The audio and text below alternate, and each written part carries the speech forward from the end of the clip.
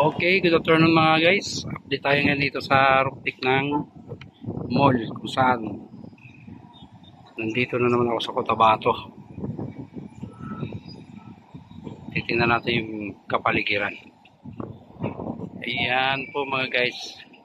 Maliit lang po ang city nila. Pero may mga establishmento na rin dito at pagkainan tulad ng Jollibee. Ayan.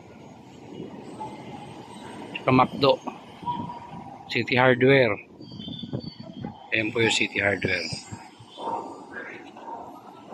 Dito lang yung matatagpuan sa Along Quezon Ave.